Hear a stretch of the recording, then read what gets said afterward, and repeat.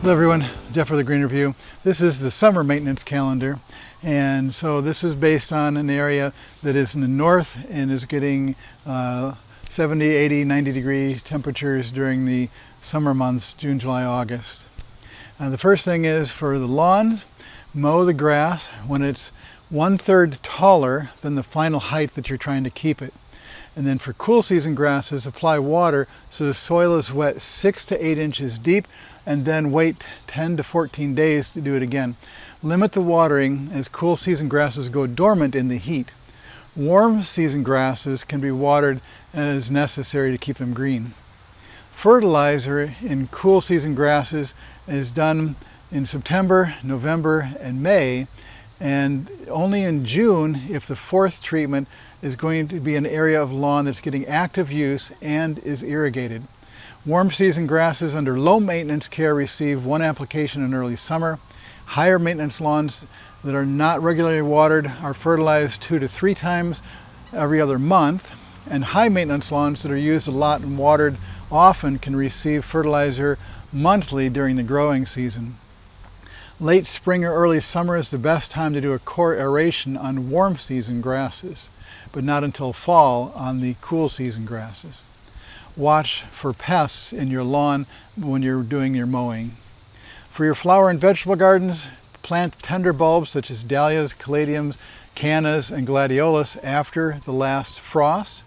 Plant warm season vegetables when the soil is at the proper temperature, not when they're available in the store, not when the air temperature is ready, but when the soil temperature is the proper level. For your flower beds and your vegetable garden, water so the soil is wet 6 inches to 8 inches deep, and then wait again 10 to 14 days.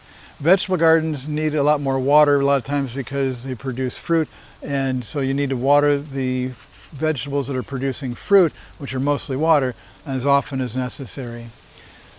Follow fertilizer label directions for any fertilizers you're going to use in the vegetable garden or in the perennial or annual flower beds.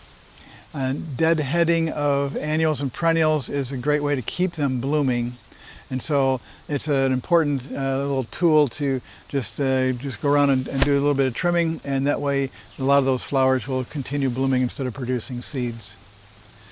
In the water garden, clean your filters as necessary.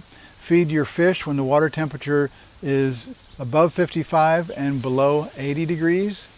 Do 10% water changes every few weeks to reduce the chemical buildup in the pond.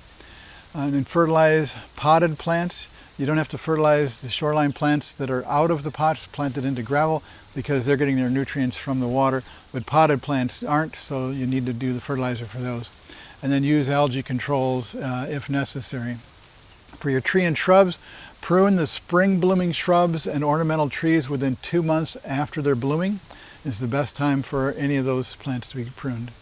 And watch for pests on your plants just by going out and enjoying your garden and stopping to smell the roses. Look at your plants and you'll see pests before they really become a problem. For the general garden tips, sharpen your lawnmower blade at least once during the summer. Sharpen pruning tools and shovels before each use. And this is Jeff with the Green Review. Thanks for watching.